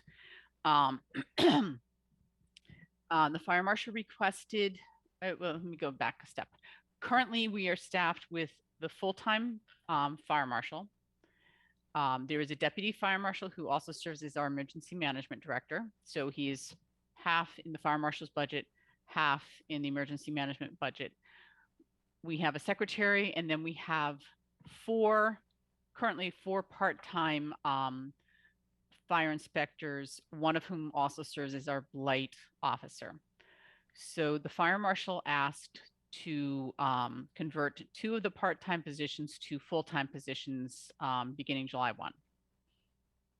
What I have proposed is that one of them go to full-time, or we convert one part-time to full-time on July 1, and that we hold off on the second one until January 1. I think you may want to have some discussion around that. Do we want to commit to that January 1? If you look at the details, I believe I put up, there is quite a bit of, he provided a lot of statistical detail to back up his request. So you may want to take a look at that. But this is the same kind of issue we're dealing with the health department. When will these units actually come online? So when will they begin needing to inspect them? And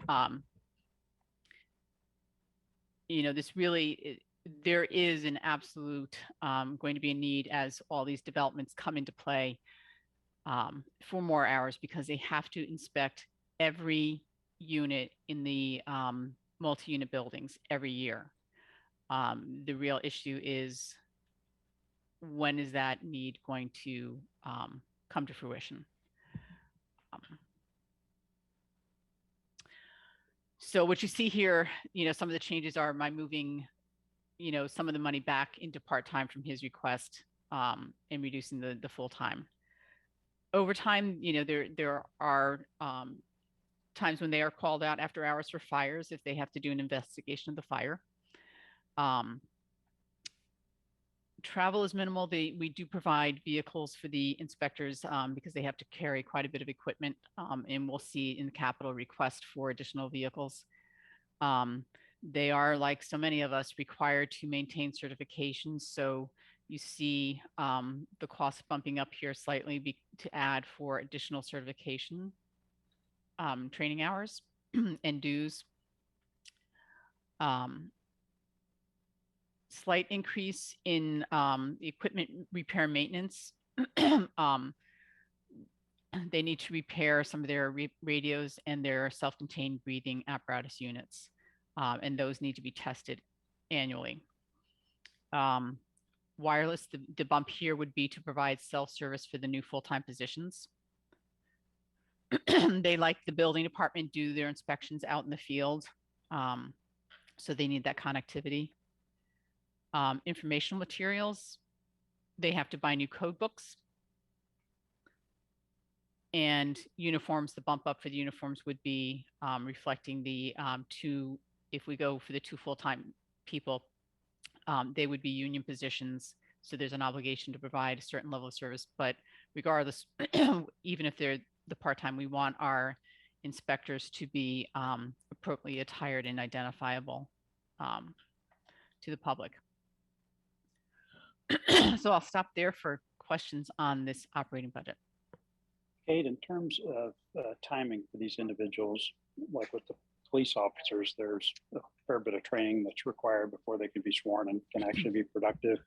Do these individuals require a fair bit of training before they can come online? And if so, are they people we could hire that have been trained elsewhere, or do we need to anticipate that? And the second question is, in terms of these inspections, would they really start once the units are occupied, or do they start as during construction or at some other point? I'm just kind of trying to gauge your decision to postpone one of the hires as determine whether that, if there's a risk of creating problems with that delay. So there's 2 phases with the, I'm taking the last part of it first, with the, there's ongoing inspections as they are being constructed. So the more these developments get underway, there's more inspections that they have to do. And then once the units become occupied, they are going to have to be inspected once a year. As for the training period, different from the police, we typically get people who are already certified, so we do not have to train them. And I wouldn't be surprised if we weren't able to get one of the part-time people to take a full-time position. But we would be seeking people who already are certified, so they'd be able to start the ground run, hit the ground running. Got it. Thank you. I'm sorry, Kate, if all of a sudden the estimates are different than what you think, and we need all these inspections done, they obviously will have to get it done. Can the current staff manage that? Would that be mean an increase in overtime expense? I think some of it would be very dependent on what's happening in the emergency management world, and whether or not, Mark is having to focus on a storm, or if he can put more time into his fire marshal duties. It could mean more overtime. We do try and limit the part-time people to a certain number of hours.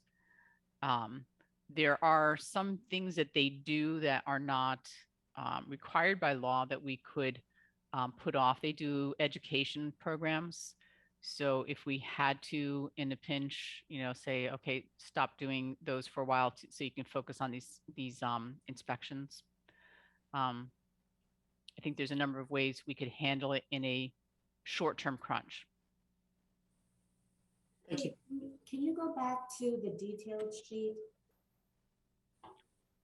The big spreadsheet, or just the line items? The big spreadsheet. The big spreadsheet, okay.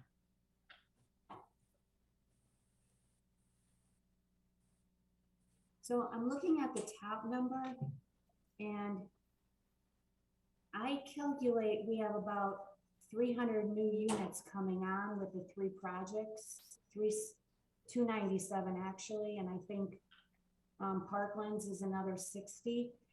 There's a really big jump here. So he's adding 461 units. Where is he getting that number? Do you know? From the developments, they know the number of units that would be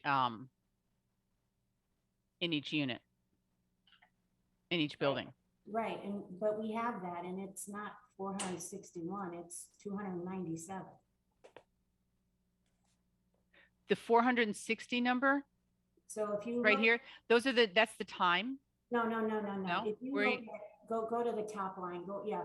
So apartment living units, we go from 827 in 21, and if you go over to 23, when a lot of these projects should be full on, it's 1280. 1288. Right, that's a really, it's up like 55%. I'm just wondering if, when we're considering the new hire, are we using the accurate benchmark in the first place? Okay, I'm going to have to verify that with the fire marshal. Okay. And this is another small part, but if you go down, you'll see false alarms, and that number stays consistent.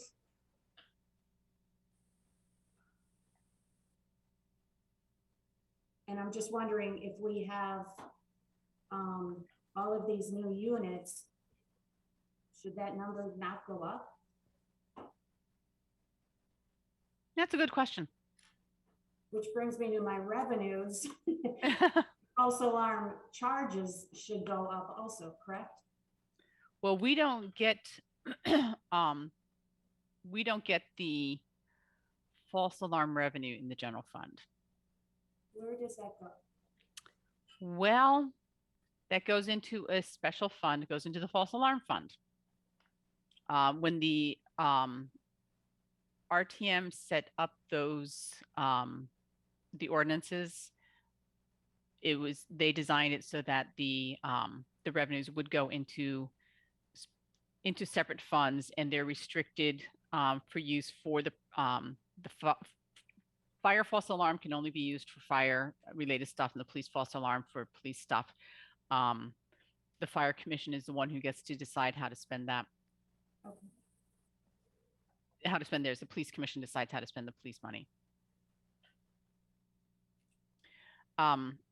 So a question was raised, could we avoid buying a new vehicle and pay a stipend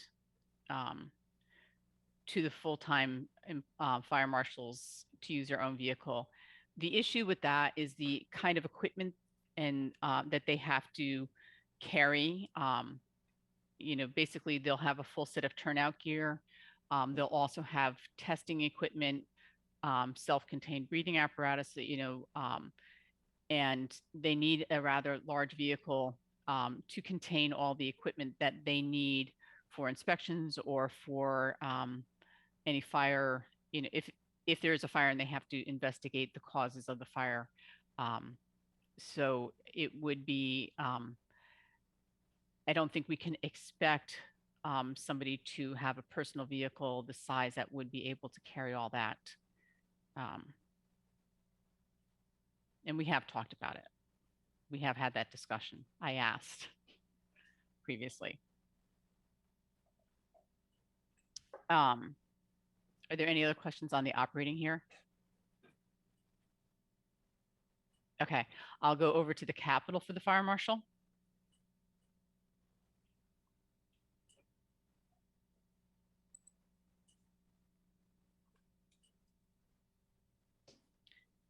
So,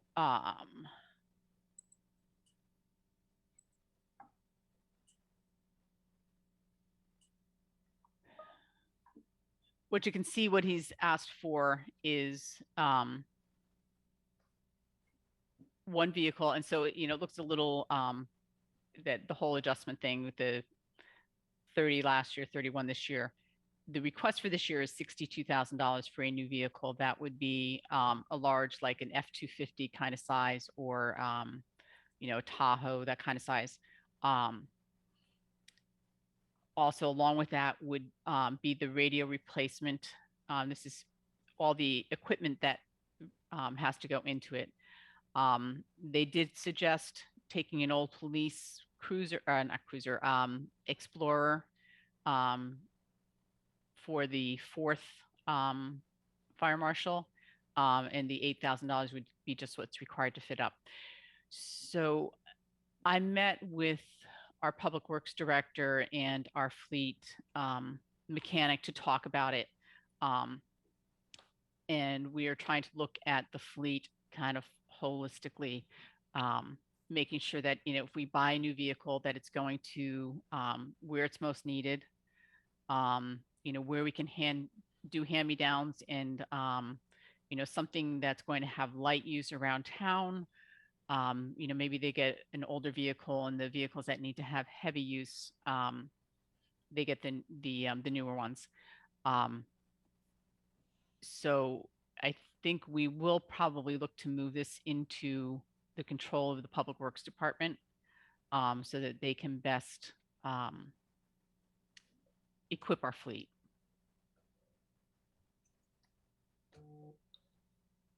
So are there any questions on the capital here? There's another vehicle budgeted for next year also, right, Kate? Yeah, they're looking to replace one of the existing vehicles next year. If we look at their 6-year,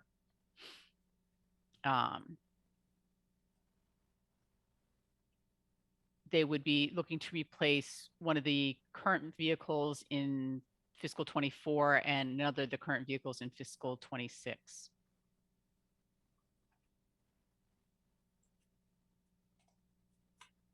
Okay. Any other questions on the capital here? Okay. Head back over to emergency. Let's see, do that.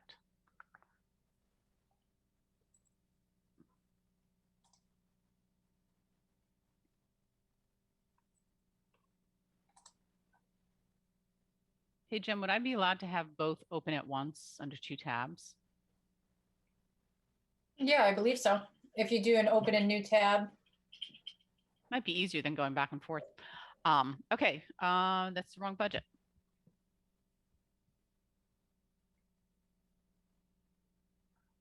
Emergency management.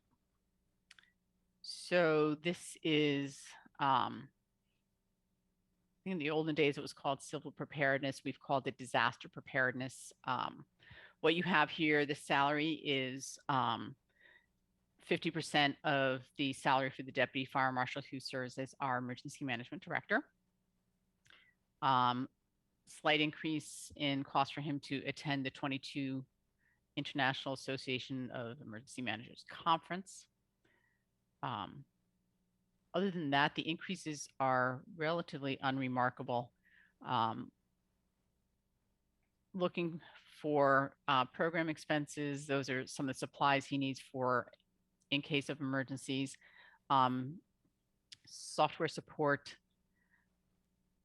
These are costs associated with the Code Red system, the Viashi system, which is, you know, the virtual EOC, the message board, the variable message sign that we put up for emergencies, and then ID badging for town employees. He handles that.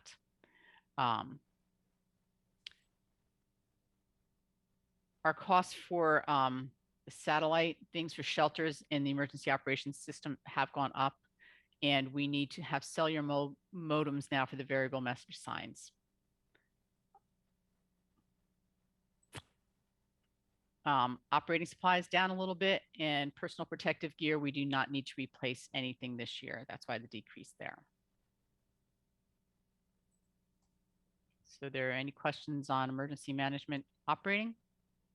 Kate, go back to the reduction in overtime. Okay, so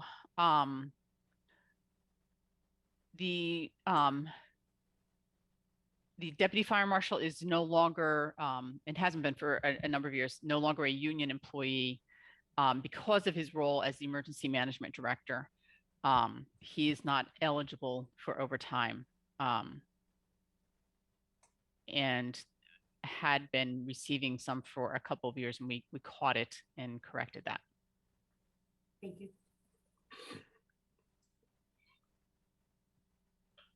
Okay.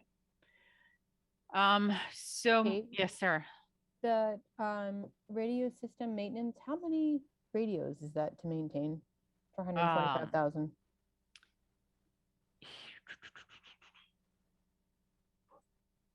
I'm not sure if the exact number is in there. It's a lot. I know it's Motorola, but yeah, he's which one are we looking at? The one underneath it. 441? Okay. Yep. So the bulk of it, it's a big number. I don't think the 125. hard. Yeah, this is all of our emergency radios running through that, through his So is budget. this police and fire, or is Well, it it's just... emergency. It's the emergency system that allows us to communicate across disciplines.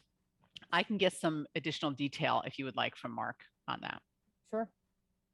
I trust that they're using the right system. I was just curious.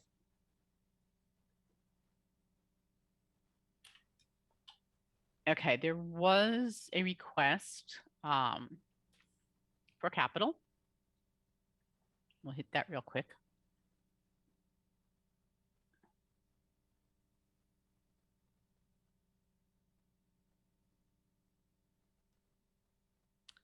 Okay, so we need to, first Mark had asked for a drone.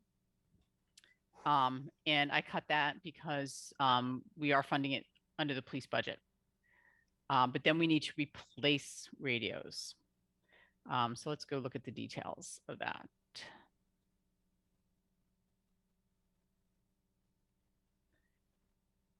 All right, so this is a multi-year project over 7 to 10 years.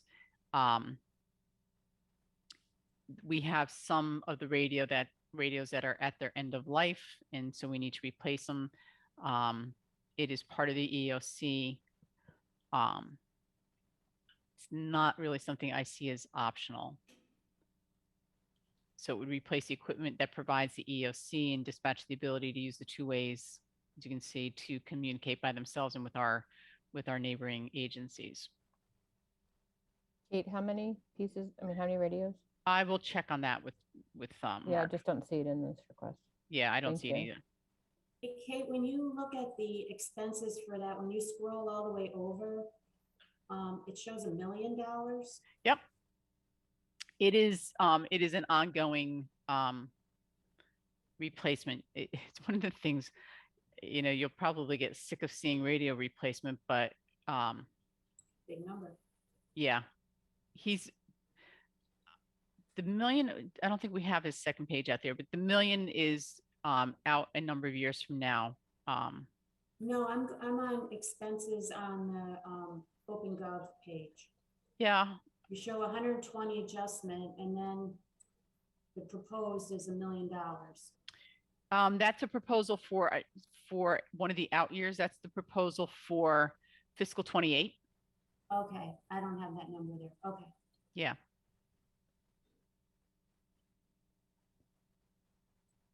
Okay. I mean, not urgent, but it seems to me in my entire career in government that there is a constant cadence around radio replacement, and just seeing all this again, particularly those out year numbers, just strikes me that maybe having somebody come in and give us a quick overview of that technology and why these upgrades are necessary. Is it just new equipment like a PC, or is it changing technology or whatever? But we spend a lot of money on radio upgrades. I will see if I can get that done for you.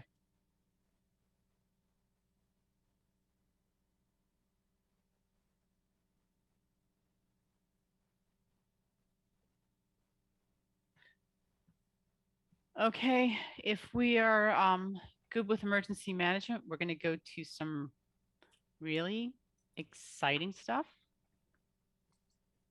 Go back to the operating. And Monica, which did we say we were starting with? Was it employee benefits? Yes. Okay.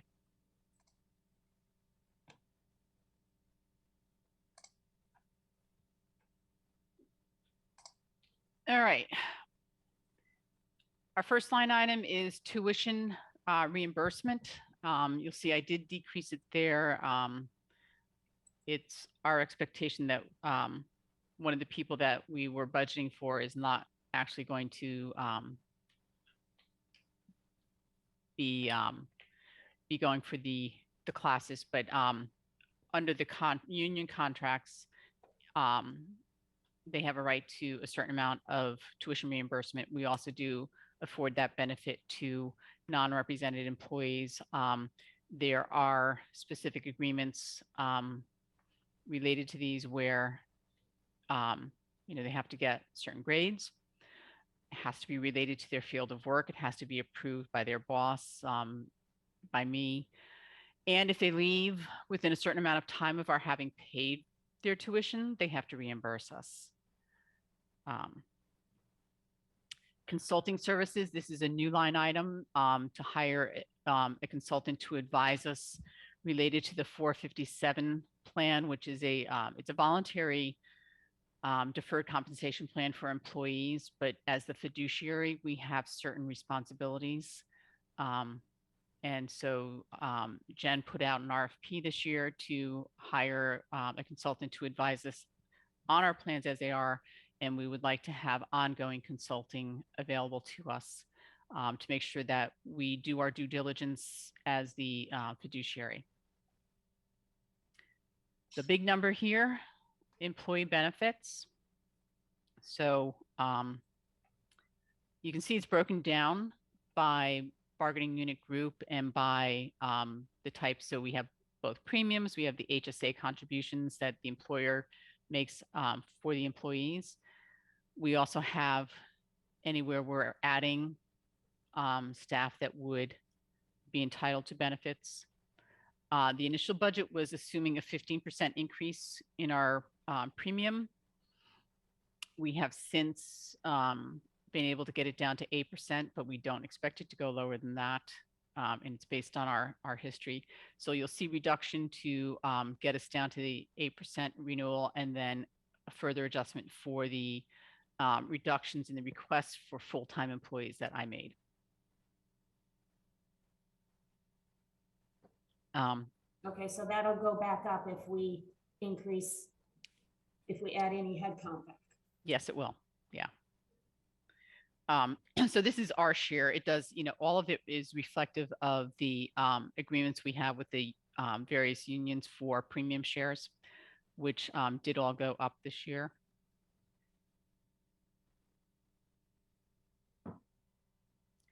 Dental insurance, same kind of thing. I do expect to be able to, we should be able to give you a change because where you see enhanced dental, that's what we call a buy-up plan. So we will we will pay for the base plan, or our normal share of the base plan. We will not pay any more than 90% of the cost of the base plan. So if you want the enhanced plan, the employee's got to pay for the difference between the base and the enhanced plan. So we are getting new numbers from our consultant on what that change is. So I expect that the town's share of the cost for dental will be lower.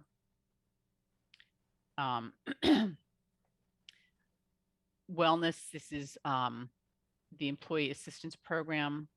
And I think it's very valuable, and it is utilized.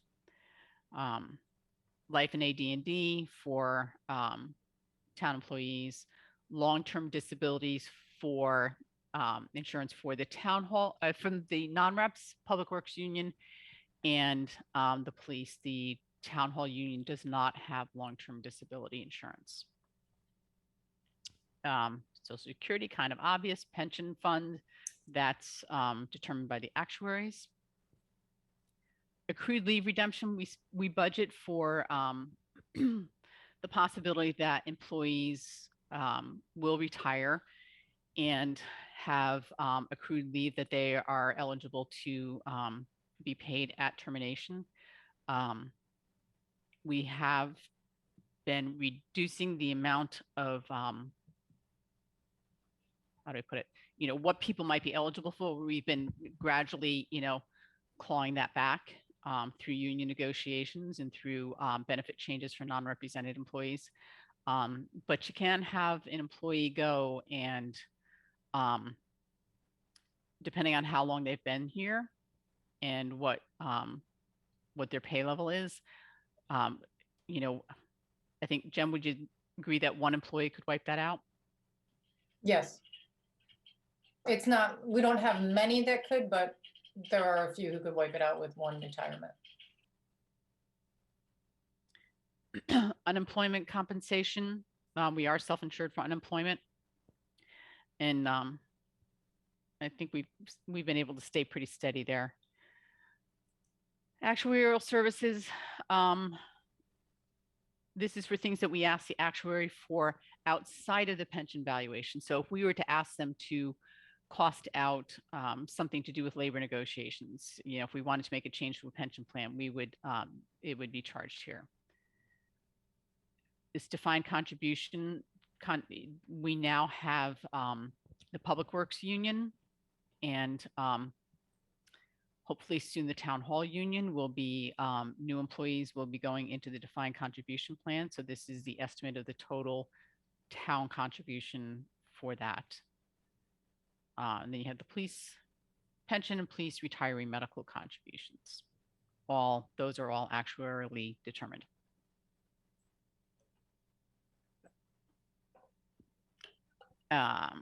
Any questions on all those?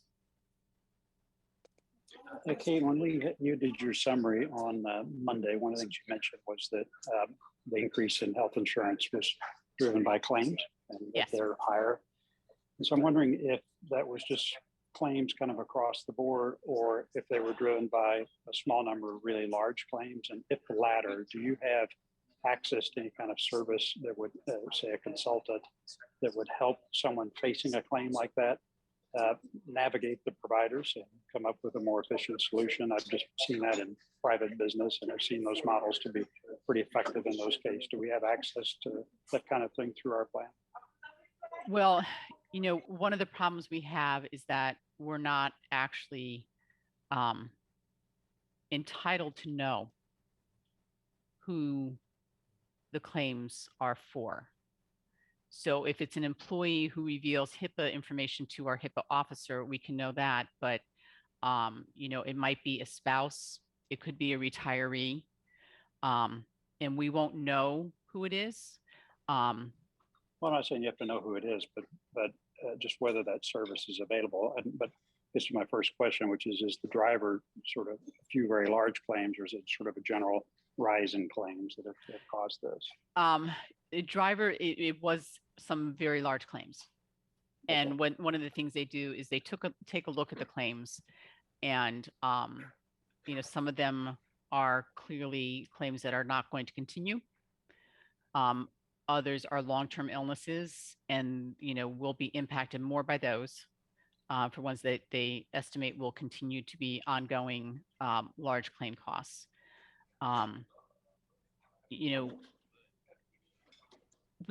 We had a bad year. But, I think, what you're proposing is the more compassionate way of getting there. I think the health insurance companies they attempt to do that kind of thing, maybe not out of compassion, but out of cost control. We do have controls in place to make sure that like the stepped care and for out of network things to try and manage the costs. Okay, thanks.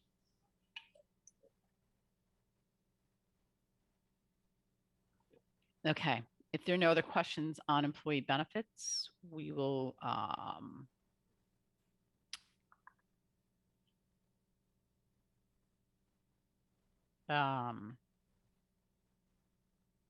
Risk management, I think we were going to do next. Yes. Okay. Risk management is our property and liability insurance and workers' comp. We are not expecting rate increases, but value increases. And we've added cyber liability. That was a big increase over the prior year. We did add also this year flood insurance on the Weed Beach bathhouse. The rest of the coverages are staying pretty stable. Umbrella liability, which is the policy that kind of sits over everything else, that has gone up. But everything else has been pretty stable. And our insurance agent is pretty good in assisting us with seeking out the best rates, but the majority of our coverage is through KERMA. Kate, did you say we added insurance on the Weed Beach? We did, yes. We never had it before? No, because before you had to have that elevation certificate to get flood insurance, and there are now carriers willing to cover it without the elevation certificate. So that's what we did. Kate, is it in a flood zone, or is it because we've had water damage before? It's in a flood zone, yeah. We also have flood insurance on the near water pump station. But we were unable to get the insurance for years, so it's a good thing that we were able to get it. Question was, have any of the storm claims resulted in higher premiums? No.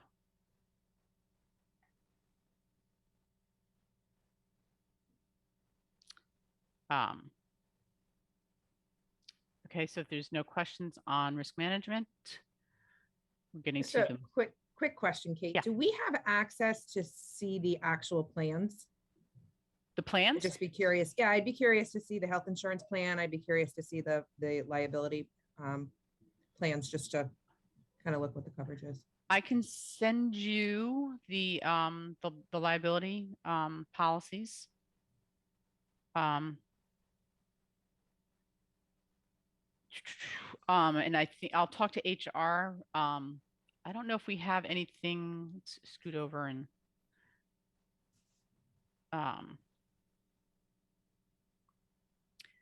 yeah, so on our on the HR website, there is information on our plan, but I'll see what we can provide you, you know, what kind of summary. It's basically, it's a high deductible health plan. The deductibles are $2,000 and $4,000.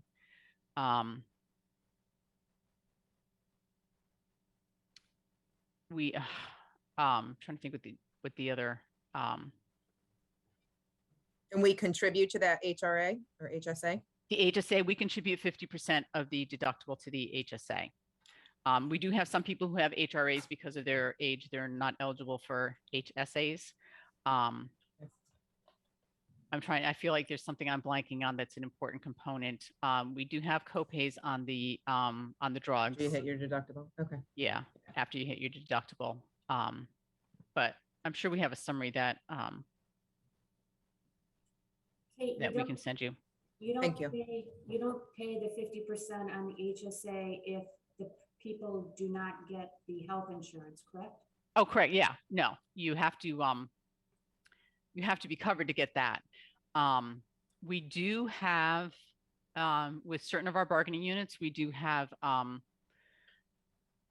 incentives to not take the insurance, that if somebody were to turn down the coverage, depending on their bargaining unit, they would get cash instead. And when can we opt back in? They can only opt back in if they have a qualifying event or at open enrollment.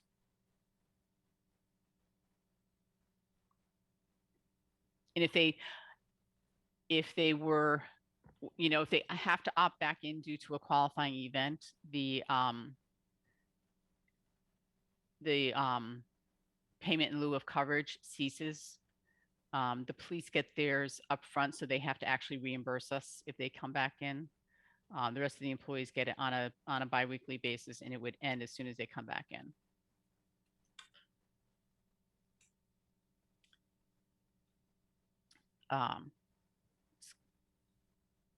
We'll show you debt service, and I'll let Jen run through it. Nothing much you can do here. So school, on the school, the town, and the sewer debt service, what we have included are our required principal and interest payments. We pay principal on our issues once per year. We pay interest every 6 months. Kate, if you open up the school interest, we do have a bond sale coming up, and we have included an estimate for interest payments that will come out of that bond sale if we're going to sell in February. So our first interest payment will be in the fall, and then we'll have a second one in February of 2023. So we'll have 2 payments in the next fiscal year. The bond sale is scheduled for February 10th. So you will vote before we have our final numbers on this, but once we do the sale and we have our final numbers, we will true this up with the Board of Finance. Yeah, I just wanted to say this is all Jim Palin's fault now, so just for the record.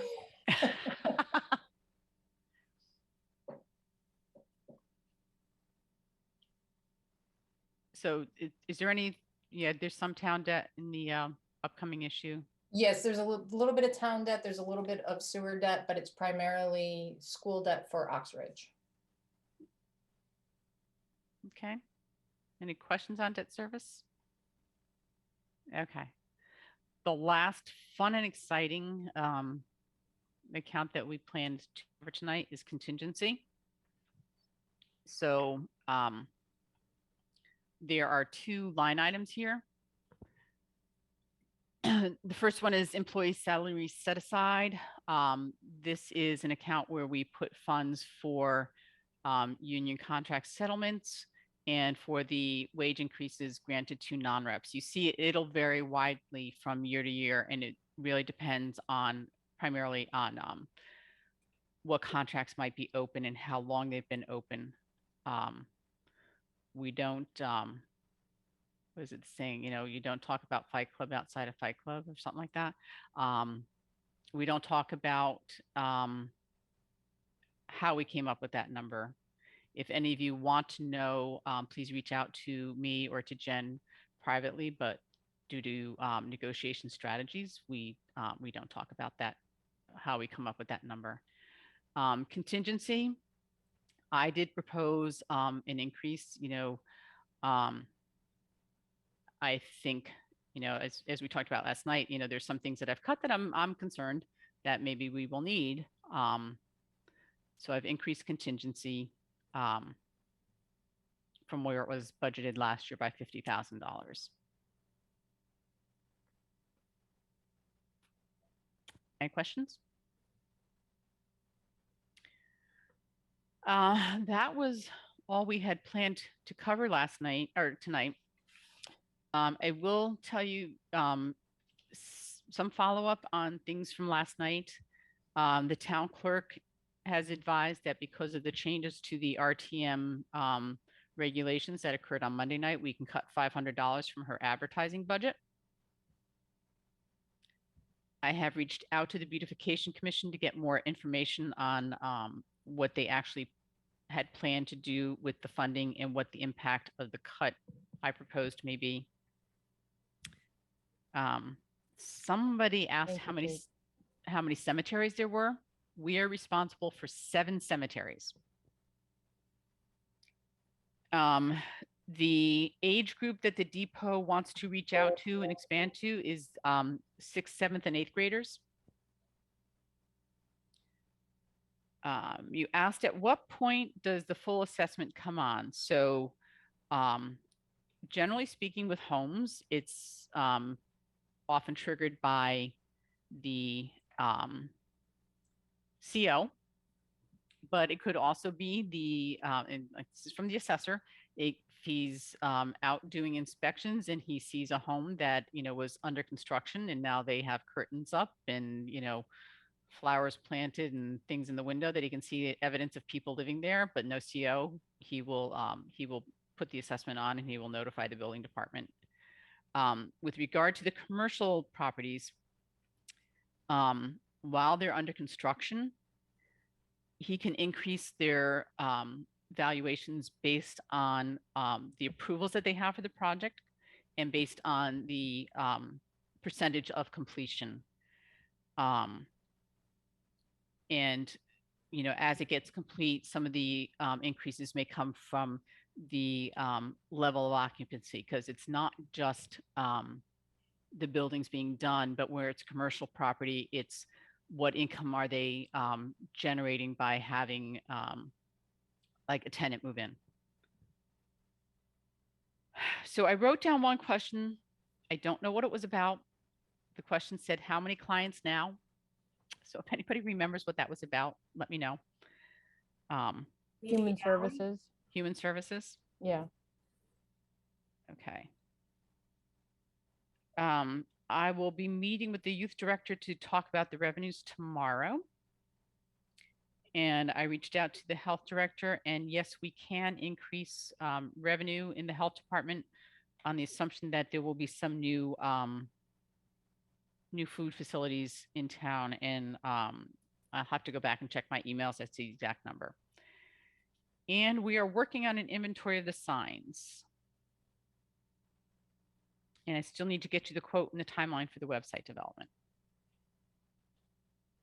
So I think that was all the questions I had from last night.